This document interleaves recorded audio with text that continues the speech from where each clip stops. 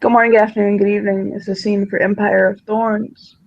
It has been a rather emotional time for Iris, and King Ferran of the Spring Court gave her a little bit of time to get her bearings. But the next morning, after the events of the day before, which her relationship with the High Sirs ended, um, he's going to come pawing at the studio door in human form, but still, he comes around to Tam's studio. She's already left. She went ridiculous, and I do mean ridiculous, like 6 in the morning, to go and meet Seb and see Aiden, and then she went back to her hollow. Well, then he goes there, and then he sniffs her out, and he finds Seb's house and sniffs that out, and then he goes to the Hollow and sniffs that out. Yeah. Okay. Fortunately, it's the wolf. They went to Trudeau's. Hell of a But world she yeah. happens to be, the man appears. Yeah. She went to Trudeau's, not to Seb's house. But yes, he does manage to make it all the way to her hollow. Yes, he will sniff the ash there. Yeah. And knock on her door. Iris will be more than a bit confused because usually, even if people knock on the door, you don't necessarily hear it inside the hollow because they're knocking on the real door. but come to the door she will. When she opens it, he'll smile down at her. King Ferran. That's me. Do you want some cookies? I'm full. We'll kind of rub his tummy. Okay. He's outside, so he's actually bundled up. He's wearing like a coat and like jeans and boots. Normally, most people see him because he's in the courts, and the courts are warmish. He's wearing very little. He's even wearing a scarf. Yeah, Iris is going to. His hair is pulled up actually into a ponytail, like a high one. Mm-hmm. Iris is going to stand aside so that he can come in, but she's looking very confused as to what he is doing there. He'll come in and kind of shrug his coat off. He's wearing like a pea coat. And he'll pull his gloves off and tuck them in the pockets. It's been a while since we've had anything happen in Iris's Hollow, but it is very much like a cozy studio apartment if a studio apartment was in a hobbit hole. It's got the kind of round windows going on, the bed in one corner, the kitchen in one corner, the workshop kind of sewing area in one corner, and like 2 seats and a tiny fireplace. Well, 2 normal size seats. There are rather a lot of tiny seats, like the ones you might find in a dollhouse. And the kitchen, whilst it is all ordinary people sized, there is a winding staircase built into the corner of one of the side sections. Now let's be honest about something. How high is the ceiling in this place? It is not high, but it's not that low either. He can stand up without touching the ceiling, but yeah, there's probably only about an inch or 2 above him. Yeah, because he's 6'5", so he is a big fucking fella. Yeah. So he is pretty quickly going to find some place to sit because, oh god. Yeah, like I said, he can stand up without having to stoop his head. It's just not by much. Yeah, so he'll look up. Close enough that, you know, some of it might tickle the tops of the hairs. That's... He does look like he's in a serious mood today. He's not his normal kind of bouncy, happy self. And he'll find a place to sit down and kind of sit down and not break her fucking furniture by flopping onto it. And Iris will sit down opposite him. It seems like she pretty much just arrived herself and sat down with some sewing.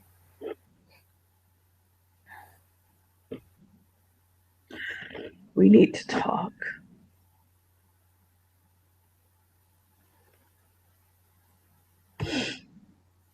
I spoke to William Stareyes and the Lord Scrivener yesterday. I went to the lesson. I know you did.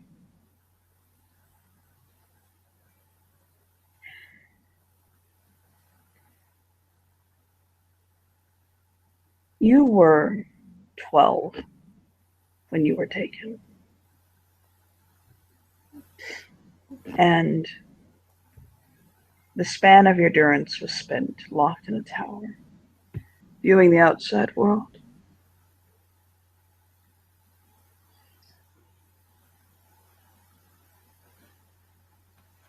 Through a mirror, watching your fetch grow and flourish as much as someone in her position, as I understand you, would.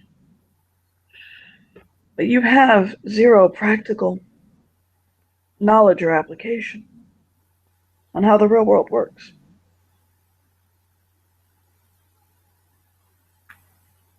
I've been learning.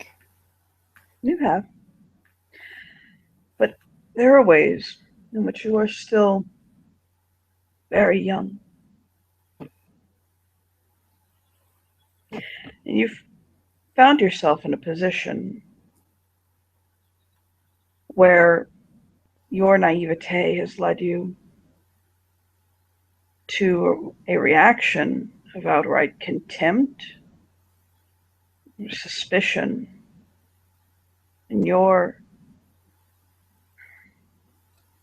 kind of think on it for a moment. There are those that wish you harm because of your naivete.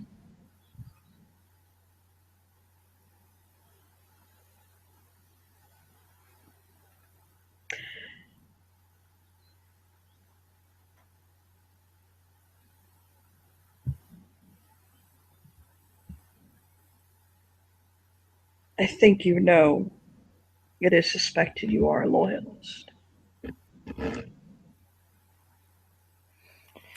Claudio told me.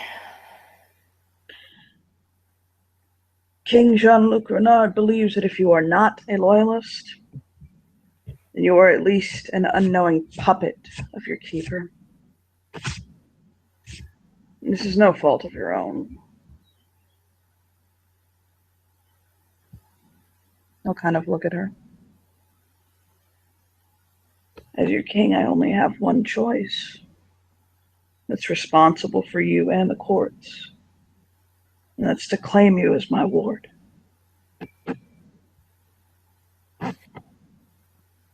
She goes from looking rather melancholy to more than a little bit alarmed in the space of less than a second. I'll watch her, waiting for her to verbalize her response.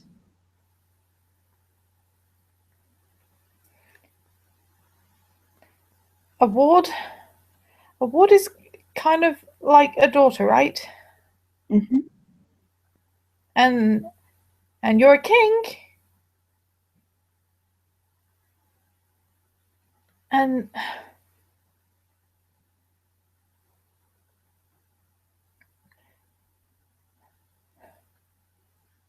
I can't really handle being a king's daughter right now. Would you prefer being a king's corpse?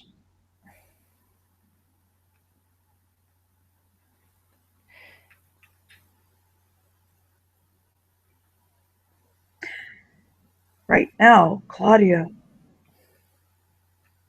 made a life debt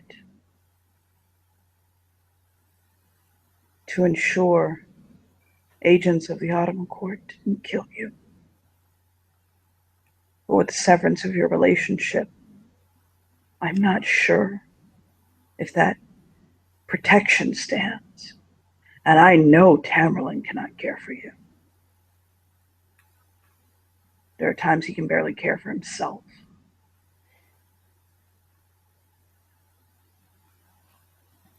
She does look like she is on the very verge of hyperventilating at the moment, and it doesn't seem to be about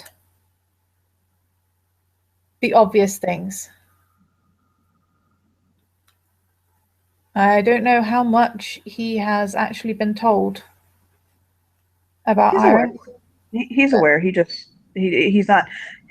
His logic is he's not going to entertain it, because to entertain it to him empowers it. So that's, he's keeping it in mind. He's just being quiet.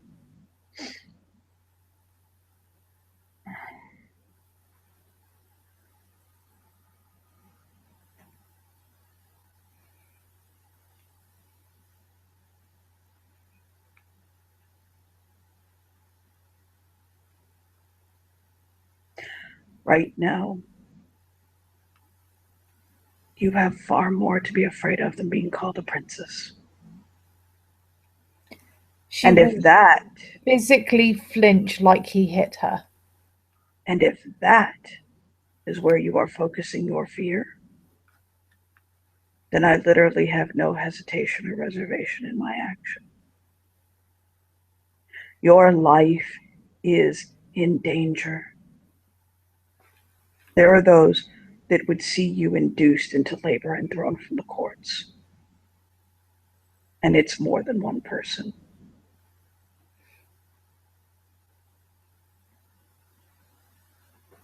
One action, one crack in a foundation can cause so much damage. I don't particularly think that you did anything that warrants the response that you have. That's why I'm offering you protection. But I also know that agents of the Autumn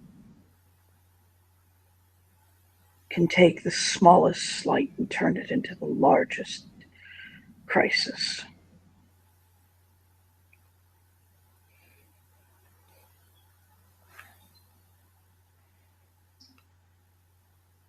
I'm not stupid. I know that it shouldn't matter. There's a lot scarier things going on, and it's because that's easy for you to focus on.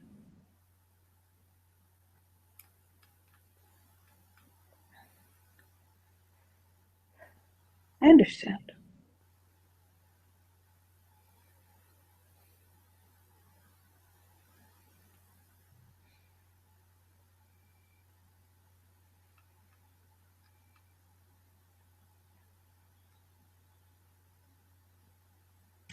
It's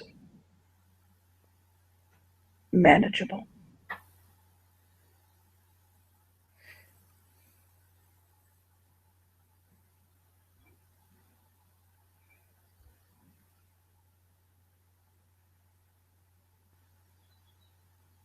If it helps, you are simply my ward, not my charge. So you are not, in fact, a princess.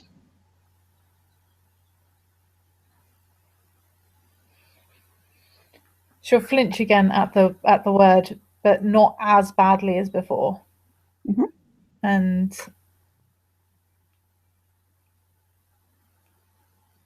she's still kind of got her eyes on her hands, which are kind of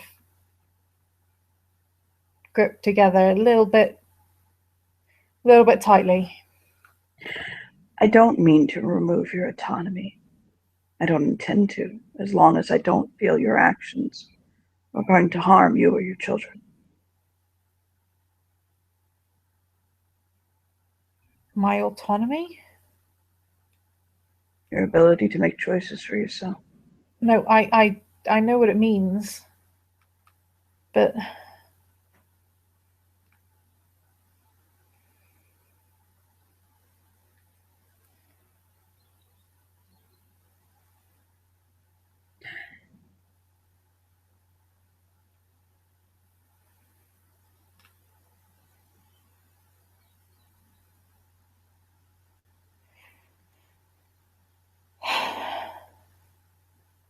and she will take a great big breath and let it out very slowly.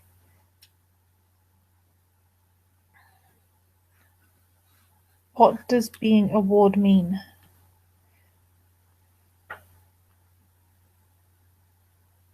It means that I'll protect you. And I will come if you call. And if any wish to harm you, then they would be doing harm to me. And I will react in accordance. But it means that I am going to treat you as though I am your parent and you are my child. And I'm going to take stock of every aspect of your functioning life and make sure that you can get by.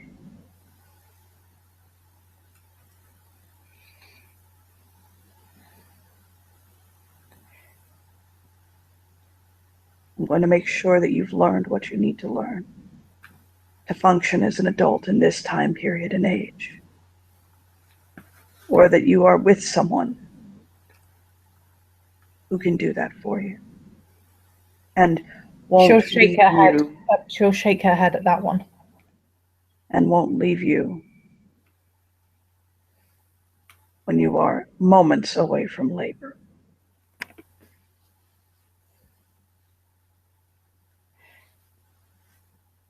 I might be naive or childish or immature or however you want to put it, but I don't make the same mistakes twice if I can avoid it. And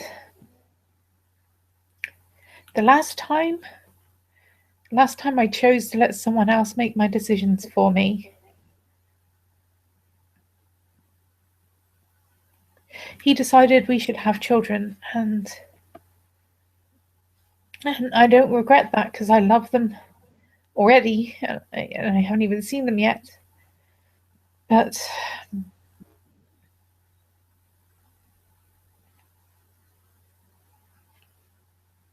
and there's a pause because she has just realized something very, very big.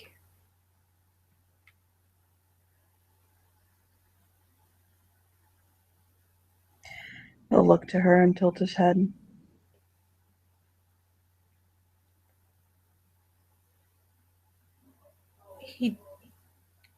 He didn't choose what was best for me.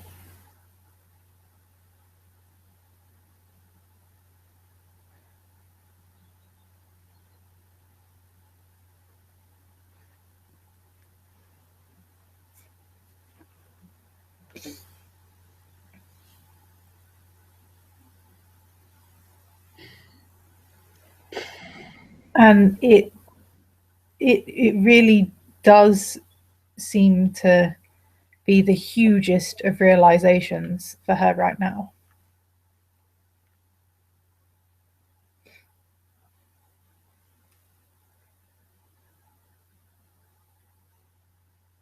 I trusted him. Watching her quietly. Sorry, what were you saying? You're just watching her quietly. I trusted him to make a decision, to make a big decision about my life.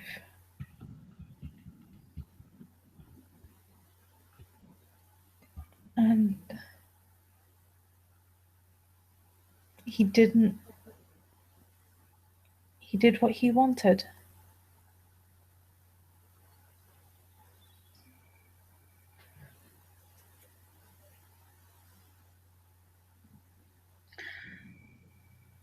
As a note, You just described Claudio Donati to a T. I trust that man with my life and my court, but I remember at the end of the day where he came from and who he is. And I know you had no way to know that. Coming back. He's handsome. He's intelligent and cunning and very charismatic. For a young woman fresh to this world, I can see how that would be a very pretty package. Unfortunately, when you begin to peel back the layers, the man is ruthless, cunning, deadly, vicious.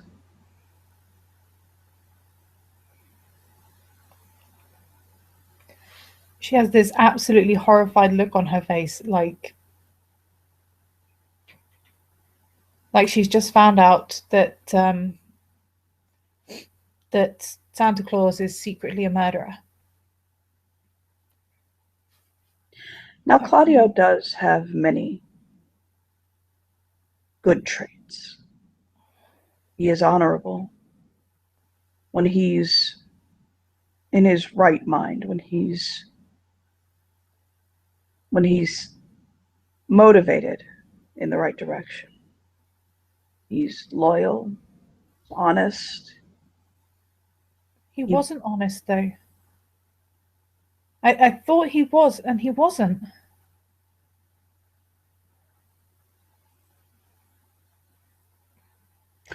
To the crown.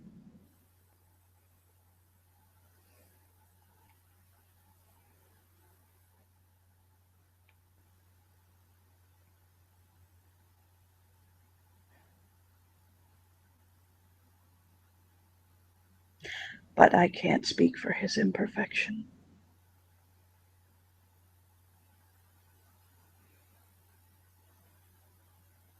All I can do is protect one of my vassals.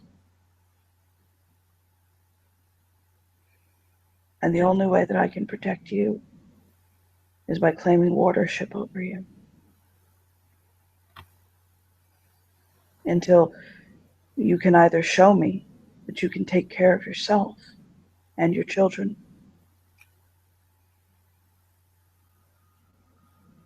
or we find someone who can. Or you stay in my ward. I don't think Claudio will shirk on his duties as a father. I don't think your children, quote unquote, need a father. I think that'll be fine.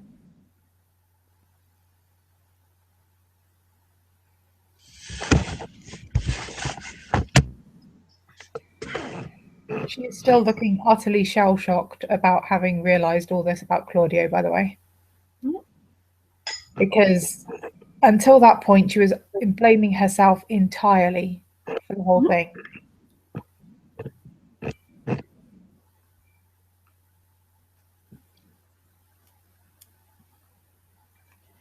And right now she is doubting everything that has happened to her since she arrived back. Every single bit of it.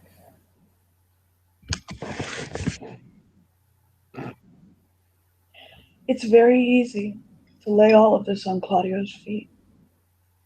And there's much wrong he's done in this situation, but one of the first steps to being in control of your maturity is finding where you took the wrong actions. Beyond the simplistic reaction of, well, letting the other person make mistakes that hurt. Although I'm sure there's some of that at play, obviously. There is always two sides to a conflict. And now that Claudio is out of the picture, you need to take stock of where you went wrong. And not blame yourself for what you did, but learn from it, grow from it, accept that you made mistakes. And understand that that doesn't make you a worser person unless you allow it to hold you back. You can be a better person from this. But right now, in your shock, you're laying a lot at Claudio's feet. I understand. He did things that I consider to be very much out of his character. But he and I have had and will continue to have several very long conversations, especially if he wishes to maintain his position as the High Sirs. His lack of wisdom and foresight in this situation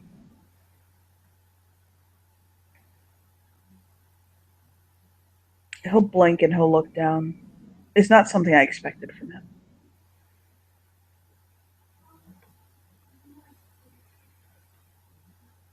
Although I think it's wise that he stepped away. I think a bit more effort could have been made on his part.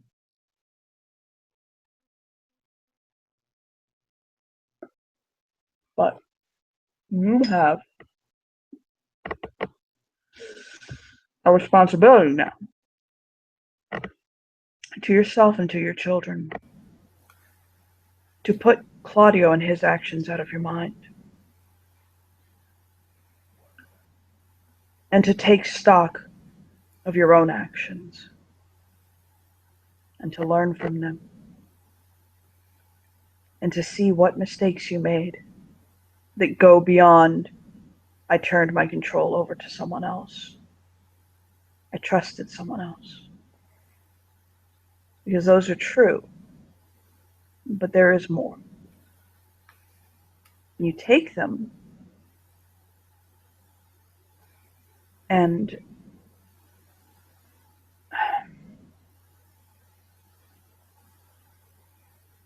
grow from it.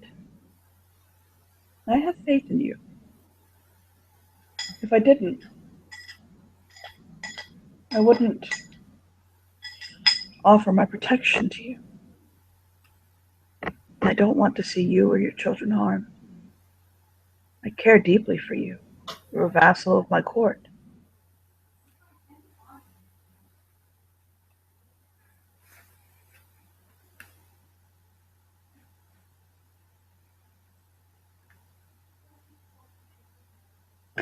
I need for some way.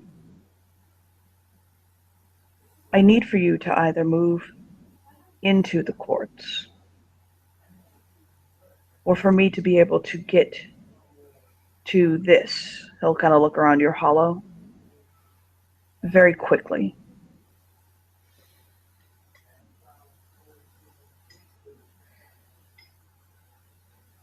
I was kind of thinking about when Kiko was a bit more settled, asking Seb to help me move the door.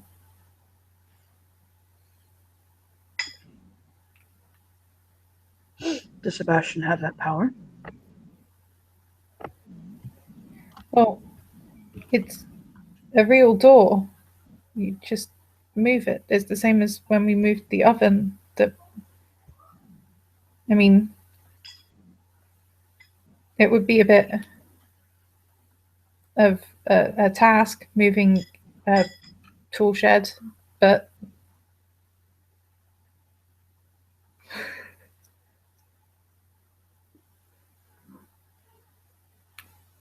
I have the magics to reposition the hollow itself.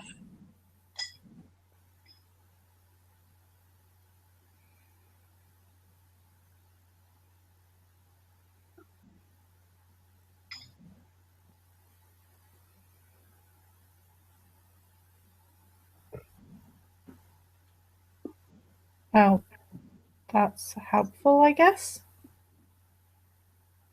I It doesn't have to stay within a tool shed if you don't want it to. Unless you're particularly tied to tool sheds. I do think it's kind of poetic, but not really that tied to it. But I don't know where else it would go.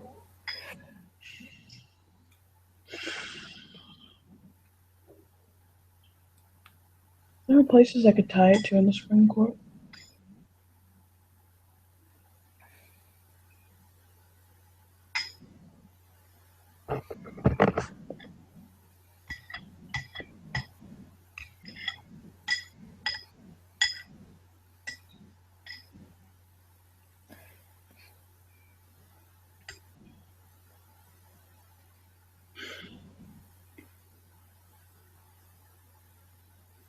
It's something we can work on.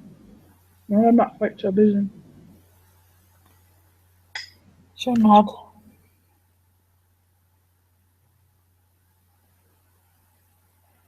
There's a bit of a mixed emotion there about him talking about moving it to the court. Like, part of her thinks it's a good idea, and part of her is a little bit reluctant. Mm-hmm.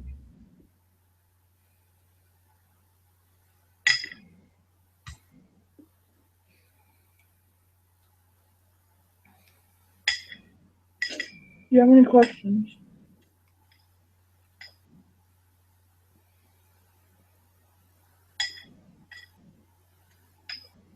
Other than, the fact that it means you protect me, is there anything else I need to know?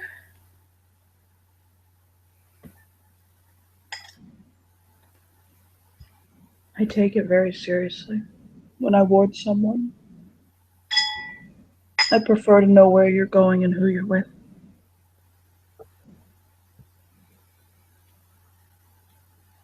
I'm not going to stop you from leaving, but I need to know.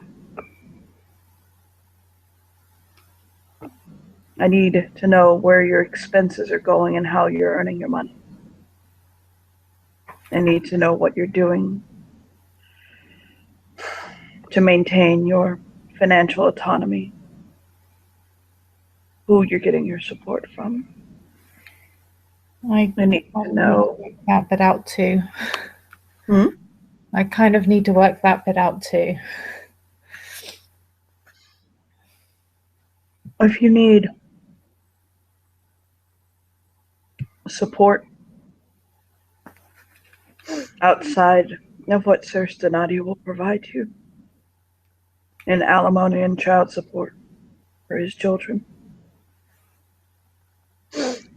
then we can sit down with Maurice and decide if maybe a small allowance can be allotted to you, or if we can find you a job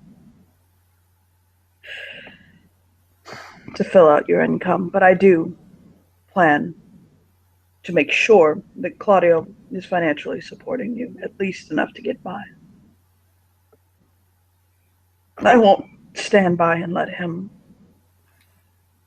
create this responsibility and then not carry it over himself.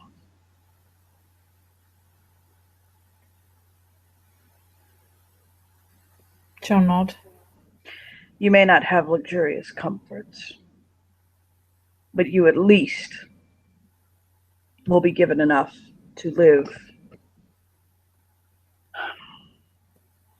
comfortably, if you understand. And if you choose to maintain your relationship with Tamerlane, I know he himself also has income. But I need to know. I need to know your financial flow to make sure that it's right. And if there's no problem, great. And if there is, we'll fix them. Everything right now might even seem as though some things are redundant, but it's just to make sure that you can function. in this world, in this time, by yourself.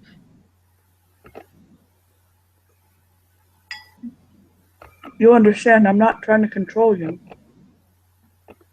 or anything like that, right?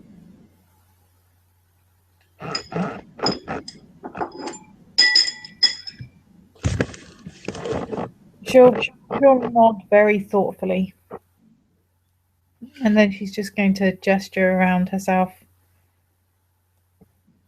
I'm pretty comfortable, to be honest. Claudio gave me some money for things, but mostly I just spent that on groceries and clothes and stuff, and the clothes was mostly because these seemed to like it when I wore other things. She'll shrug.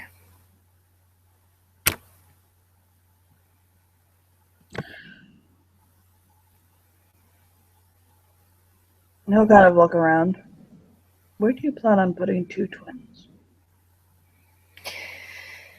That bit I haven't got as far as yet. But every time a hob has shown up, there has always been a place for them to live.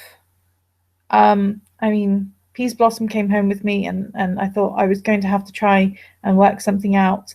And there's this tiny little cave that appeared in the bathroom with a little tiny bed in it, and she lives there.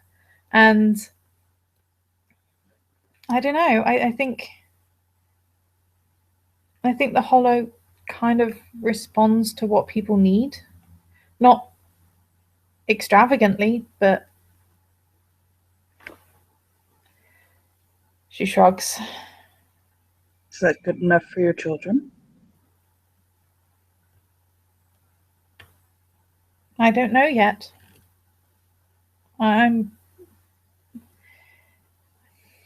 Do you want to leave it to chance, or do you actually want to?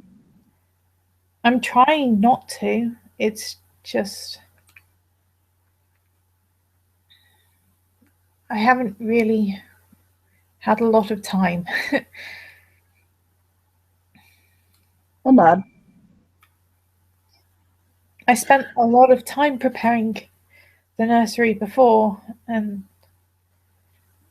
now I kind of have to start over, and there's not much time. And Sir Stenati said that he was fine giving you his home, even permanently.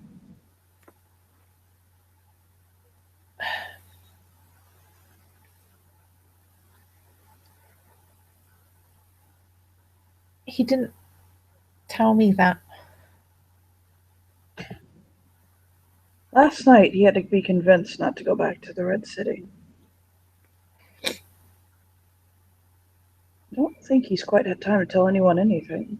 The only reason I know is because this morning Maurice and I forced him to sit down and address the logistics behind this. After that, he was pulled into dealing with making sure the transfer of the contract that's in question involving the Renard family was done safely. So I'm sorry he hasn't had the chance to tell you, but I don't mind telling you because you're my ward. So you have the capability to not move anything. Claudio is fine to leave himself.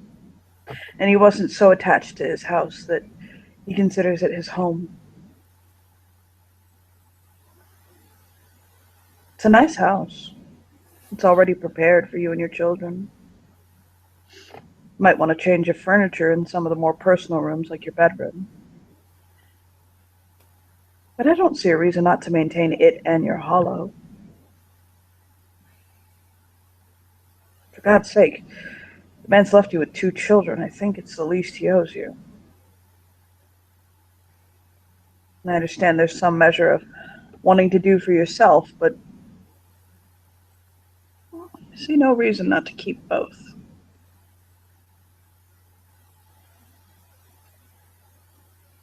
But that's your choice. You and Tamerlane could build a home there.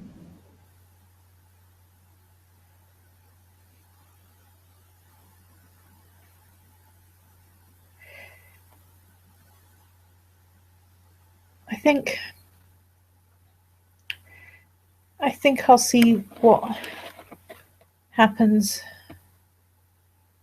with the Hollow before I decide. I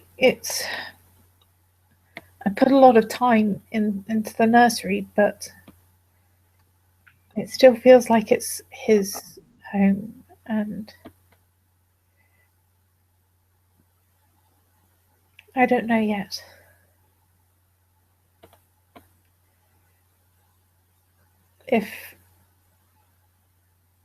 If I need it, I'm glad it's there. But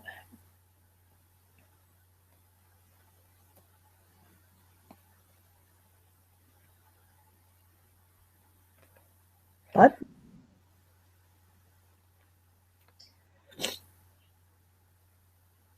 it just feels like more of him. understandable. But as of right now, your Hollow is not with a surety ready to accept 2 children. She nods. And you're leaving, whether it is or not, to chance with no preparation. I want you to think about that. I'm glad the option is there, and if I need it, I'll use it without hesitation. I just kind of hope I don't need to.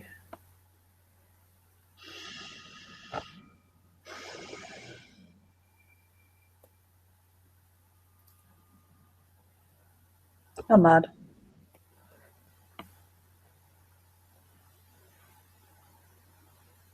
I'm not going to turn down the offer of Claudio's house if I just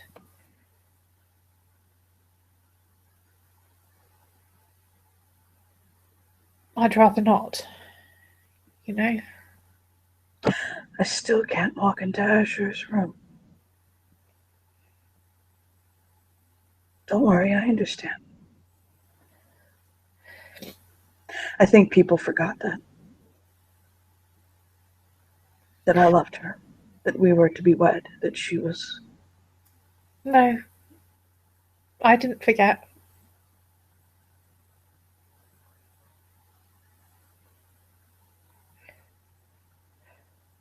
I understand what it's like to lose.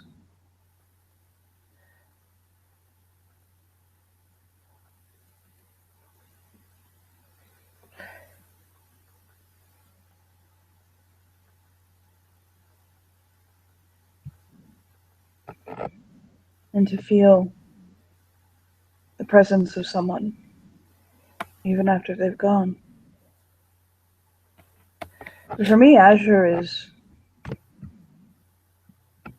gone. He's truly gone. But that's not the case with you. Claudio is still here.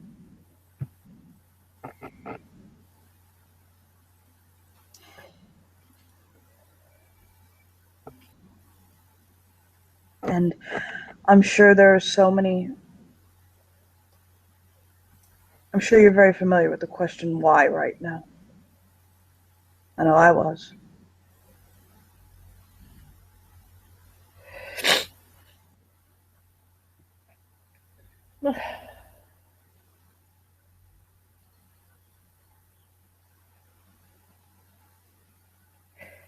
He told me why.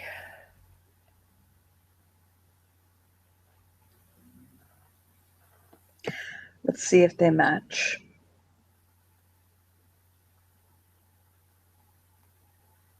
What did he tell you?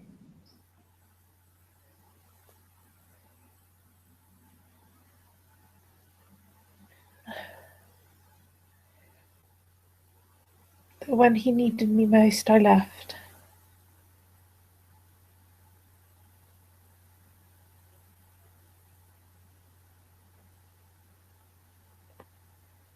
I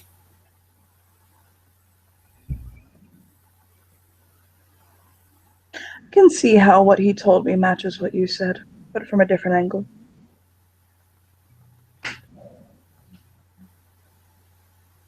What did he tell you?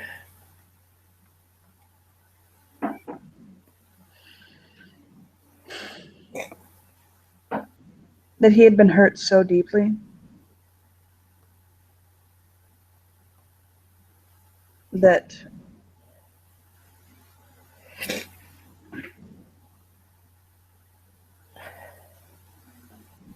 he couldn't handle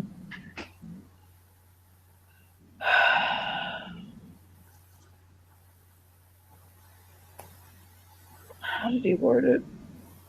He was really upset. He was hurt so deeply he couldn't let the poison and the hate that had dwelled in him and grown in him affect you. That it wasn't something that he could hold back. And he felt that it was going to poison not only your relationship but you in the end. That you committed one act that some would consider betrayal. Or even not just betrayal, but I mean, I was there. I didn't agree with what you did, but it was your choice. Because of what had happened to him. Because of what he had been through. It created such a large ripple. You knew that that wasn't something he could control. It had gone past him. And between you and I'm only going to tell you this once, not to belabor the point.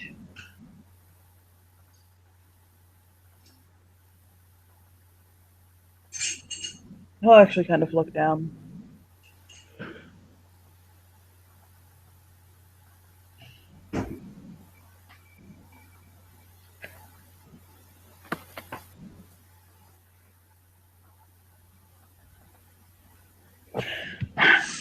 He'll shake his head.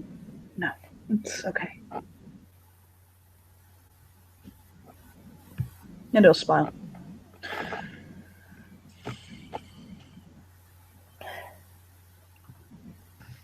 I want to know. You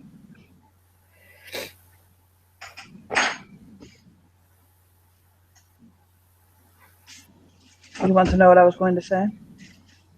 She nods.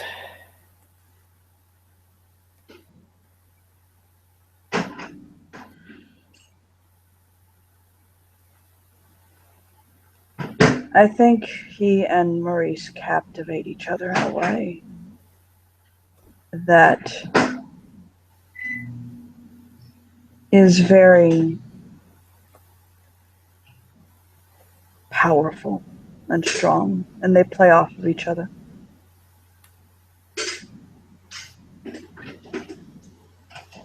So much to the point that it's pushed Claudio's attention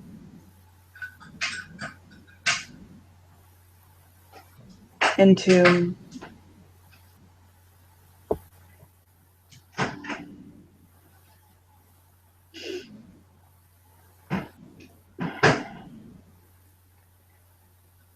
he'll touch his lip thoughtfully. Woo! Coffee!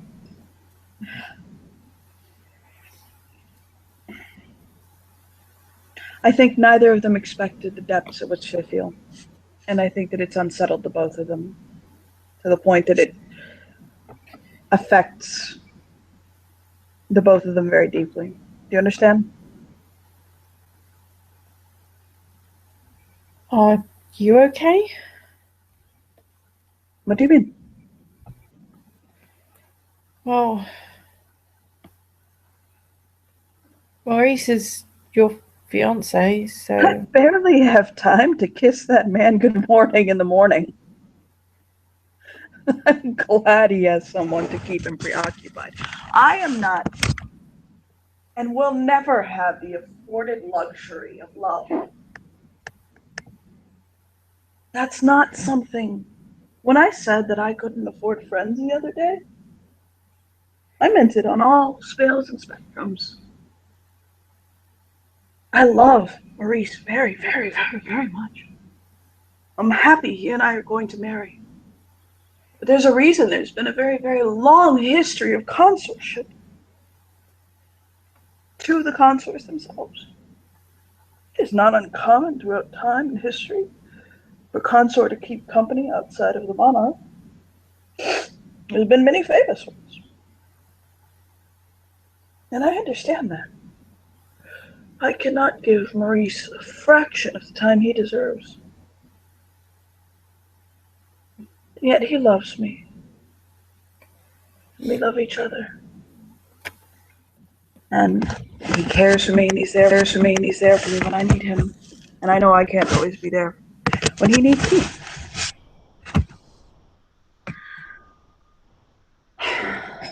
So,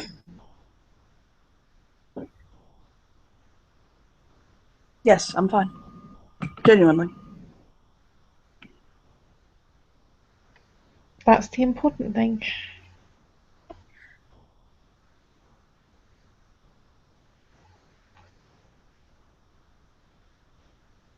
They make each other happy. They have similar mindsets. They play off of each other. But I don't think that's why he left. I don't think that was what drove him away from you and Tamerlane, because he left Tamerlane too. Had it just been you, he wouldn't have left Tamerlane. Not, I know him. He wouldn't have done that.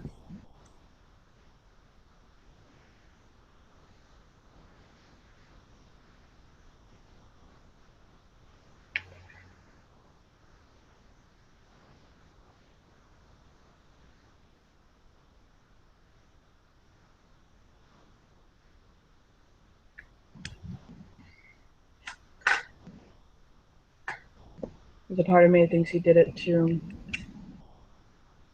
protect you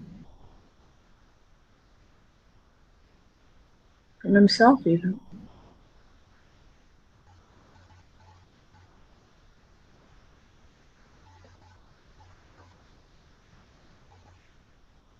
She'll nod. And it's because he left Tamerlane that I believe that.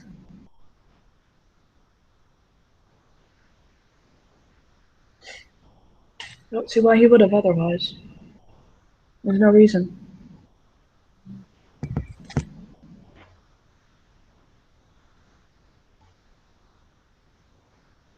Make sense? A bit. Not really, but If all he wanted to do was leave you, if it was a situation where he loved Maurice more than you, if that was the case, he just would have left you. But he left you and Tamerlane.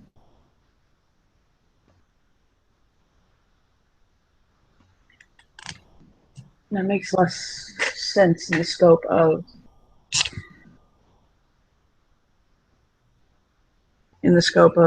it being more selfishly motivated. But then again, I'm just a wolf. What do I know?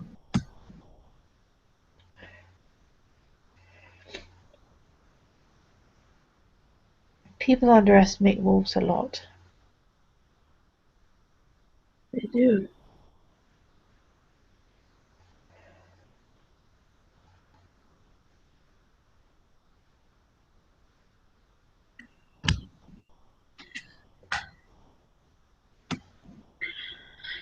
I have to get back to the courts.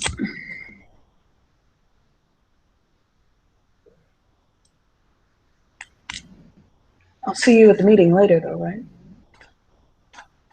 She'll nod. Did you manage to arrange William Star Eyes being there? Yes, he should be there. That's my girl. He'll smile at her. Just...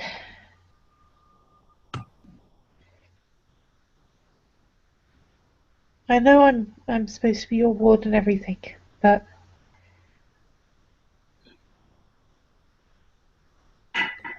I did have a dad.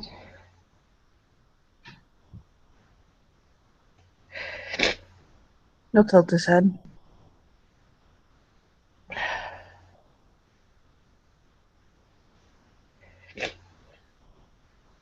He died 3 months ago.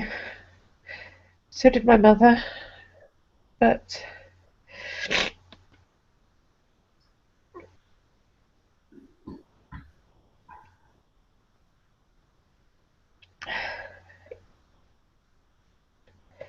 is it okay if I kind of see you more as a mentor or advisor? That might be easier. Yes.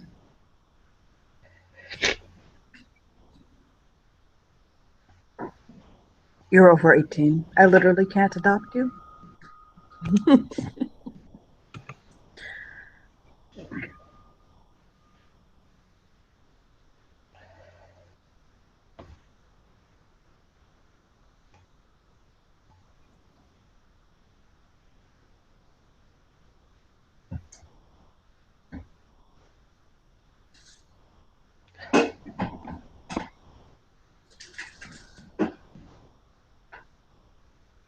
Have you really addressed? Have you given yourself time to mourn properly over the fact of your parents' loss?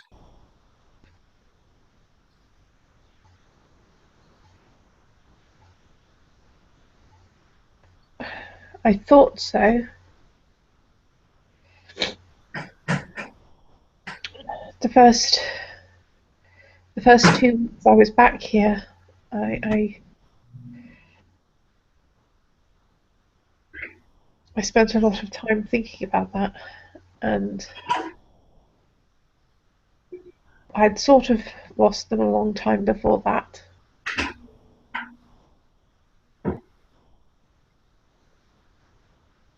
I'll nod.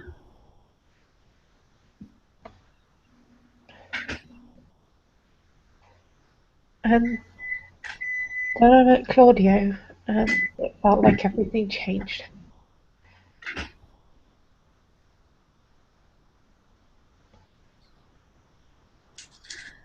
I understand.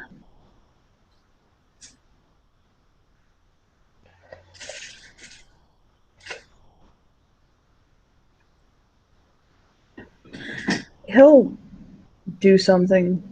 It doesn't seem like something he'd normally do, especially in this circumstance. But he'll open his arms up to her. She'll hug him, like, almost no hesitation. He'll basically pull her into his arms and hold her.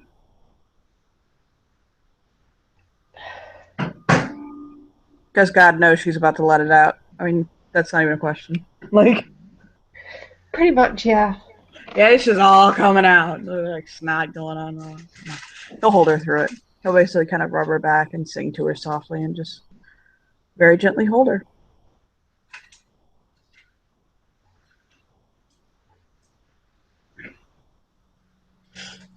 Think it's a good place to end the scene? Yeah, pretty much. Okay. So, thank you players for playing, and thank you watchers for watching.